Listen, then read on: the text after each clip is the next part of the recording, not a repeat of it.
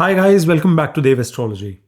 Now, some of you loved my 2026 predictions. I have done two elements of that, a detailed prediction as well as 12 positive insights for 2026. And many of you sent comments that Dev, why don't you give a series on Rahu Ketu axis as well to give us a better clarity as to what can be anticipated from them?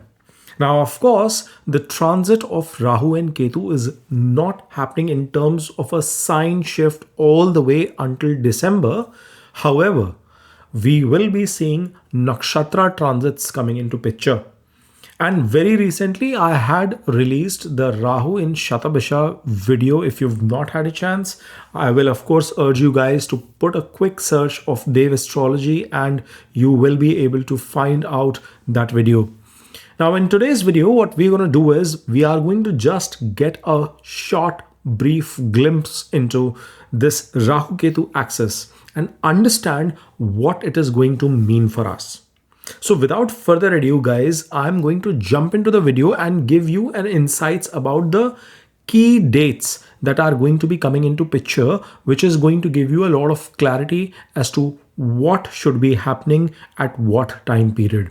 And the structure of this video is also in a way where you are going to understand the shifts coming in different phases and the eventual conclusion for your sign. So guys, as you can see on your screen here, I have called out the key dates that are going to be coming into picture, wherein Rahu has recently, at the time of the recording of this video, already transited into the Shatabisha nakshatra earlier in December 2025. Later, Rahu will be making a shift into the Dhanisht nakshatra, which will happen mid of August 2026. And finally, the shift is going to come into Makar Capricorn Rashi on December 5th, 2026. Whilst on Ketu's side, we see that Ketu is currently placed in Purv Falguni nakshatra in 2025. But as you enter 2026, on March 29th, Ketu will get into Magha nakshatra. Now guys, that is its own nakshatra where it becomes extremely powerful. And eventually, Ketu will transit into Ashlesha nakshatra on December 5th, 2026, when it enters into the sign of Cancer. Capricorn, Rahu and Ketu are in your 2nd and 8th axis. And this video, we are going to be talking about how the nakshatra shifts as well are also going to become crucial. Currently, Rahu is in Dhanisht nakshatra, whilst Ketu is in Purva Falguni nakshatra of Venus. Now, Rahu is in your 2nd house, which denotes your family, your food, your speech, your accumulated wealth, whilst Ketu is in the house of transformation, occult, your in-laws, sudden transformation coming in your life, sudden changes and events. And this is going to be an oscillation about accumulation versus letting go of things. This is the balance that you will have to find throughout this period. In fact, you could have been facing a lot of such situations as well.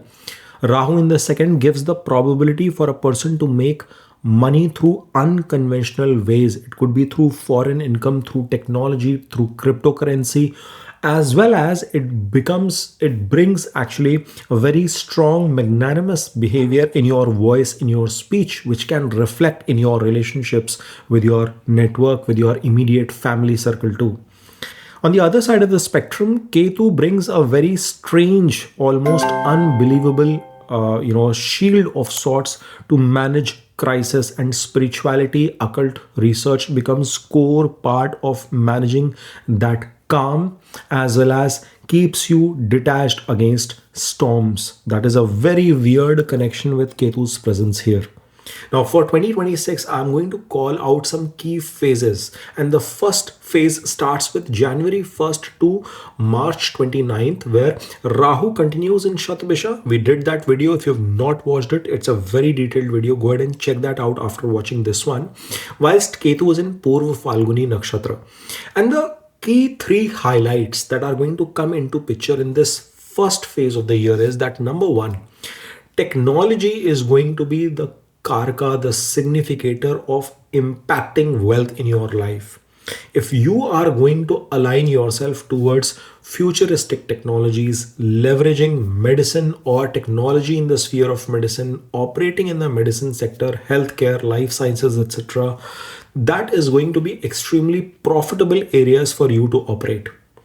The other bit on the same, wealth condition is what you have to keep in mind is that in Shatabisha, it tends to bring certain degree of secrecy, and therefore keeping secrets from family or bringing in secret mechanisms to gain wealth, unconventional ways to gain wealth is probable. So shortcuts, interest towards under the table money, unearned money, that can be of interest to some of you. Now, that is not something that I'm advising you to follow, but yes, that probability does come into picture. The second bit is that diet is going to be of crucial importance to you. You are going to become a biohacker of sorts in terms of your food habits, because Shatabisha is about healing, and Rahu in the second house is going to bring that mindset that you have to try unconventional routes of food consumption, different kinds of diets that you may want to try, a keto diet or a carnivore diet or something very different which you've not followed, maybe going about doing intermittent fasting during this phase. This is a mechanism that you will try to follow to address any kind of health issues and overcome those health related problems. Becoming vegan, being hyper focused towards food that your family or your lineage might not have real interest towards. Okay, some of you might even turn non-vegetarian if you are a vegetarian person watching this video. That possibility is there. And the third bit is that there is a potential strong chance of detachment coming from dharma. See, Ketu is placed in your 8th house in Purva Falguni, which means that it's in the house of shared resources, and it can detach you from the crisis situation of the people. You might be least worried. You may not be involved towards any kind of drama that your in-laws are doing, or the chaos that is surrounding your partner or your spouse's family for that matter, but you could feel a lot more comfortable within yourself. You are immune to the stress from all those areas perspective. However, the key warning is that Ketu is giving an aspect towards your 6th house, your 10th house of career, your enemies, and you've got to navigate your speech in a very articulate fashion, because being too direct in that sphere can create enemies, can create problems at your work, in your karma, with people around you. So be mindful that you communicate carefully with people around. The second phase is going to be from March 29th till August 23rd. And in this phase, you will realize that number one, the shift of Ketu is coming into Magha Nakshatra, whilst Rahu is in Shatabisha Nakshatra itself. And the first bit is that some secrets with respect to your ancestors, with respect to your lineage, I see that some prompt is coming with respect to the recording issue. I don't know what the hell is going to happen, but let's continue. Some, family related lineage issue is going to come into picture, and you could feel very powerful from a psychological healing perspective. Some sort of regressive therapy can come into play. You could also be digging into the matters of your roots in terms of your ancestors and trying to decipher something out of it. Maybe some information, some paperwork that was left related to inheritance, related to insurance payouts, they come to the fore, or you might have to research around those areas. Number two, which I was connecting to the first point as well, there is a possibility of sudden inheritance coming into play. Sudden money, financial gains could come into picture. But guys, this is Ketu, and there is a chance that there could be dispute like situations as well, or perhaps because Ketu is knife, it cuts, so there could be fight over it, or you could be least interested. You are like, this is karmic money, if it has to come, whatever is my share, I'm okay with it. So that sort of a shift could come into picture. And the last bit is, because Ketu is in Magha Nakshatra, it is its own nakshatra, he is becoming twice as powerful. It's a royal, it's a regal nakshatra for that matter. Survival will become like intuition driven for you. You are going to find that now you can smell danger, you can smell difficult situations a mile before they come to you. You could find that what are the riskier avenues in business, what is the space or the place from where you need to save yourself from. So that becomes crucial. The Rahu check is that he is still in Shatabisha. He is still giving an aspect towards your sixth house. So you have to deal with the hostilities of the suddenness of the eighth house mysteries.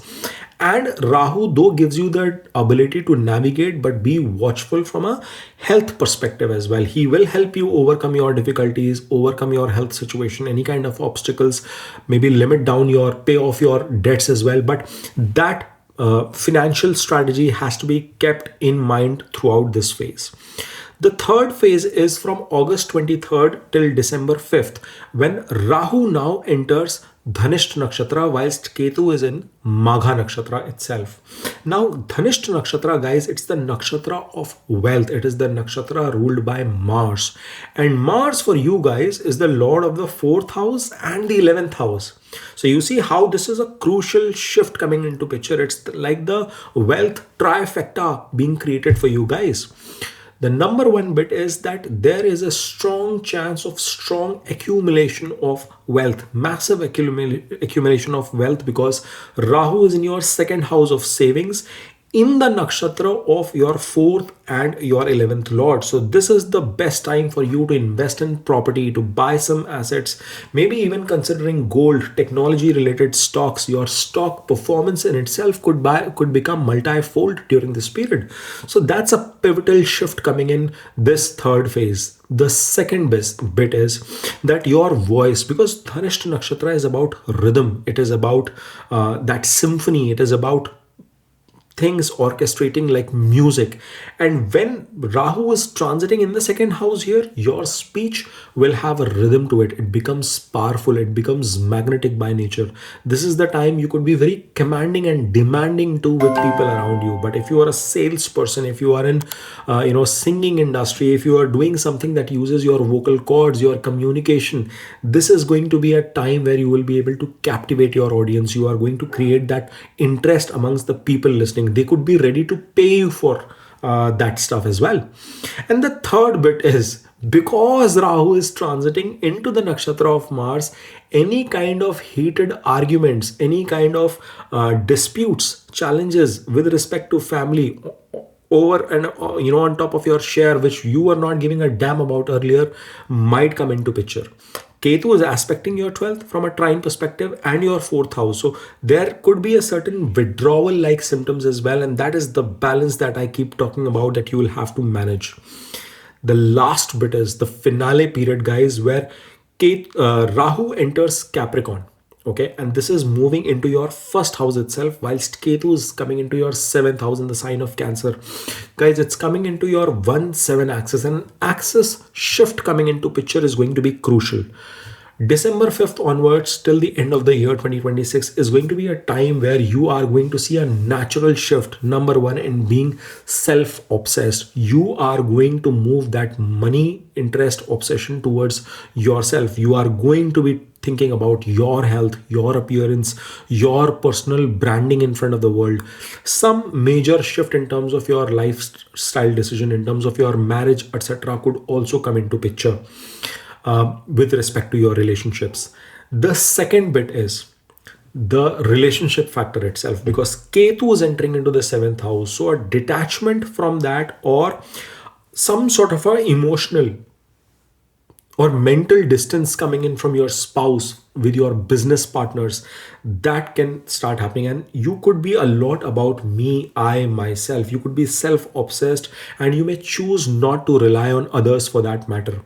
And the last crucial bit is, guys, that the Ashlesha release is coming into picture, because Ketu is getting into the Gandanta in the 7th house of Ashlesha, which means that this is the time you could let go of any kind of toxic partnership, toxic relationships that are draining you for a while. And for people who are looking forward for that kind of a separation, well, this could be a pivot that might come into picture for you folks.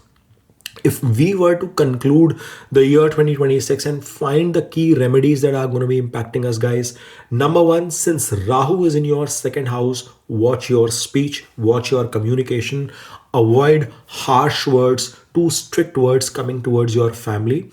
Doing some sort of donation for the hungry over Saturdays, great deal. Second bit, Ketu is in your 8th house. Support stray dogs.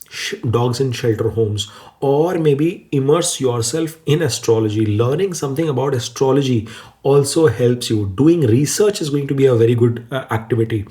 You've got to protect yourself from any accidental prone situations, any kind of sudden crisis from a financial perspective entering in your life. And the last bit is, since Rahu is going to be traversing into Dhanishta Nakshatra, avoid too much of hot or spicy food, or else it can bring in stomach related or mouth ulcer related issues as well, since after all the nakshatra is that of Mars. Now guys, if you've come this far, before you skip and jump onto any other video, my request is please support the effort and the insights that I bring to the table. Please support me by smashing that like button. Help me cross 500 likes for this video. Subscribe to my channel and tell me your comments, ideas as to what can I do to improve and get better. Thanks for watching. Om Namah Shivaya. Har Har Mahadev.